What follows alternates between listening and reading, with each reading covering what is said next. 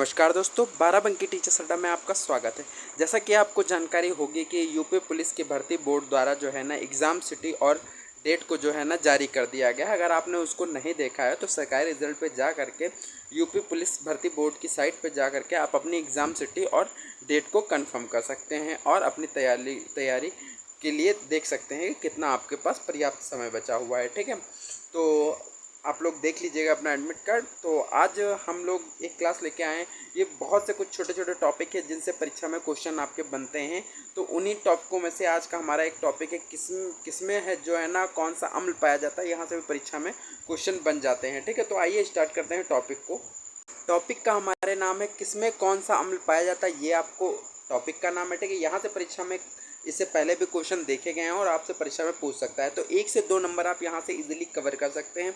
हम आपको दिन में 2-3 क्लासें 5-5 मिनट की देंगे और ऐसे ही इन महत्वपूर्ण टॉपिकों के बारे में आपको हम बताते हुए चलेंगे। तो इसमें हम सबसे पहले बात करते हैं जो आता है टमाटर। टमाटर जो होता है ना, तो अगर आपसे परीक्षा में पूछ लिया तो बताइए कि टमाटर में कौन सा अम्ल पाया जाता है, तो आपको जानकारी होनी चाहिए। तो जो टमाटर में है आपका पाया जाता है कौन सा, ऑक्जेलिक अम्ल पाया जाता है। कौन सा अम्ल पाया जाता है, ऑक्जेलिक अम्ल पाया जाता है। ठीक है, नेक्स्ट देखते हैं हमारे पास नेक्स्ट आता है सिरका।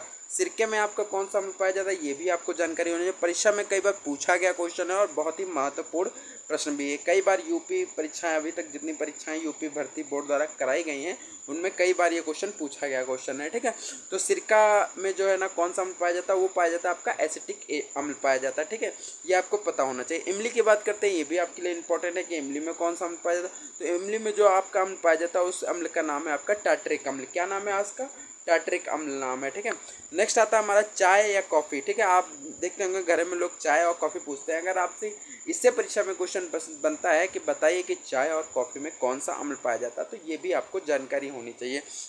तो चाय और कॉफ़ी में जो अम्ल पाया जाता है वो आपका कौन सा एसिड होता है, वो आपका टैनिक एसिड होता है। कौन सा होता है, टैनिक एसिड होता है। ठीक है, नेक्स्ट आता है दूध और दही में कौन सा अम्ल पाया जाता है। ये बहुत इंपॉर्टेंट है। ठीक है, इसको इंपॉर्टेंट मार्क भी करेंगे। दूध और दही में कौन सा अम्ल पाया जाता है, वो आपका लैक्टिक अम्ल पाया जाता है। ठीक है, फिर आता है चींटियों। चींटियाँ जो होती हैं उनमें कौन सा अम्ल पाया जाता है, ये आपको पता होना चाहिए। तो चींटियों में जो कौन सा अम्ल पाया जाता है, जो चींटियों में पाया जाता है आपका फार्मिक अम्ल।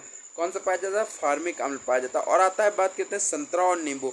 संतरा और नींबू जो कि विटामिन सी का बहुत अच्छी स्रोत है। ठीक है, तो आप जानते होंगे। तो अगर आपसे परीक्षा में पूछ लिया जाता है कि बताइए संतरे में किस प्रकार का जो है ना आपका अम्ल पाया जाता है, तो संतरे में जो है ना आपका सिट्रिक अम्ल पाया जाता है। कौन सा अम्ल पाया जाता है, सिट्रिक अम्ल पाया जाता है। ठीक है, और फिर आता है आपका सेब। सेब को भी आप लोग जानते होंगे कि इसमें जो है ना विटामिन ए की प्रचुर मात्रा होती है। ठीक है, तो सेब में जो है ना कौन सा अम्ल पाया जाता है, ये आपको पता होना चाहिए। तो सेब में जो है ना आपका मैलिक अम्ल पाया जाता है। ठीक है, तो ये कुछ अम्ल थे जो आपकी परीक्षा की दृष्टि से बहुत ही इंपॉर्टेंट है। यहाँ से परीक्षा में क्वेश्चन बनने की प्रबल संभावना है।